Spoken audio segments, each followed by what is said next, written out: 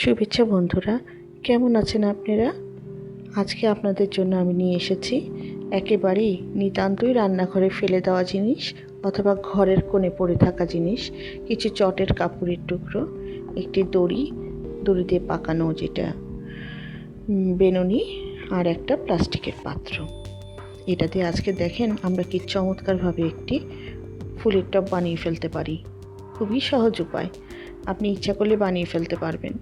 ও আরেকটা কথা বলতে ভুলে গিয়েছি, সেটা হচ্ছে এই কাজটার জন্য আমরা আঠা হিসাবে ব্যবহার করেছি হট গ্লুগান। হট গ্লুগান দিয়ে কাজটি করার কারণ হচ্ছে আমি খুব দ্রুত আপনাদেরকে কাজটি দেখাতে পারবো, কিন্তু যদি হট গ্লুগান না থাকে তাহলে সেক্ষেত্রে আপনারা ফেভিকল অথবা আইকা আঠা এই ধরনের কিছু একটা ব্যবহার করতে পারবেন। হট গ্লুগান দিয়ে দেখেন আমি প্লাস্টিকের কৌটাটার মধ্যে ডাইরেক্ট লাগিয়ে নিচ্ছি, তারপরে পুরোপুরি পাটের যেই বস্তার কাপড়টা ছিল সেই কাপড়টা আমি উপরে দিয়ে লাগিয়ে নিচ্ছি। লাগানোর সময় খুব সাবধানে লাগাতে হবে যাতে হাতে হট গ্লুগান লেগে হাত পুড়ে না যায়। আর নিচের অংশে আমি আরেকটু গ্লু লাগিয়ে নিব এবং সেখানে আমি আমার এই হাতে বানানো দড়িটা আটকে নিচ্ছি।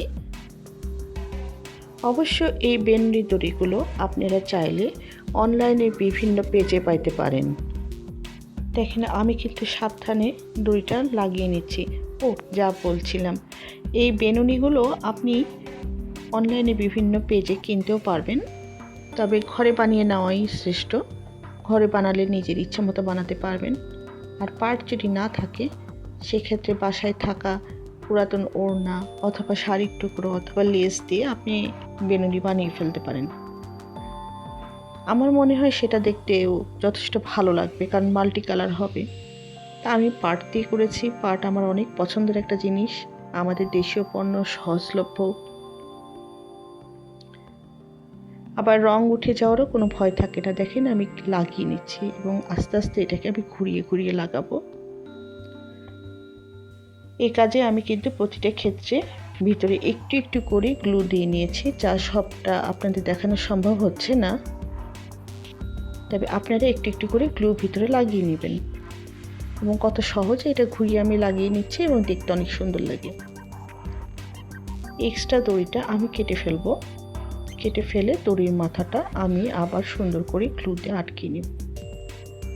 আমাদের কিন্তু নিচের অংশটা শেষ হয়ে গেল। এখন উপরের অংশ যে অংশটা আছে এই অংশটা আমি আবারও একই পদ্ধতিতে বেনুনি দিয়ে ঘিরে ফেলবো। পুরো সাদা অংশটা ঘুরিয়ে ঘুরিয়ে লাগিয়ে ফেলবো। পাটের তৈরি জিনিসটা ঘর সাজালে এমনি ঘর সুন্দর লাগে, আমার কাছে তো লাগে, একটা এলিগেন্স ভাব চলে আসে। আর এই দিয়ে সাজানো আপনার ঘরটা অন্য সকলের থেকে আপনাকে আলাদা করে দেখাবে। আর নিজস্ব ঐতিহ্য বলে তো একটা কথাই আছে, ঐতিহ্য আসলে প্রত্যেকটা দেশের, প্রত্যেকটা জাতিগত, প্রত্যেকটা পরিবেশ, সেখানকার আবহাওয়া সব কিছুর উপরেই মিল রেখেই হয়। পাটটা যেহেতু আমাদের দেশীয় পণ্য, আমরা এটাকে অগ্রাধিকার দিই এবং এটা ভীষণ সম্ভাবনাময়। আমরা যদি সম্ভাবনাময় শিল্পটাকে সামনে আগিয়ে নিতে পারি, ছোট ছোট কুটির শিল্প থেকেই, ছোট ছোট জিনিসগুলো থেকে হয়তো বড় কিছু হওয়ার সম্ভাবনা থাকে। এটাকে যদি আমরা বাণিজ্যিকভাবে নিয়ে নিই, হোক না সেটা গৃহ থেকে, ছোট থেকে, হয়তো এটা একদিন বড় কিছু হয়ে যাবে। আমার এটা বানানো শেষ হয়ে গেছে। এখন যে বাইরের পাটের আঁশগুলো আছে এগুলোকে আমরা সামান্য একটু মোমের আগুন দিয়ে খুবই সাবধানতার সাথে পুড়িয়ে ফেলবো, কারণ আঁশগুলো এইভাবে আলগা থাকলে দেখতে ভালো লাগে না। আর একটু পুড়িয়ে নিলে পাটের রঙটা আরও দারুণ হয়, পুরো সোনালি ভাব আসে। মাঝখানে যে ফাঁকা অংশটা আছে সেখানে আমি কিছু বাসায় পড়ে থাকা লেসের ফুল দিয়ে সেই জায়গাগুলোকে আমি ডেকোরেট করে নেব, তাতে জিনিসটা আরও সুন্দর হবে।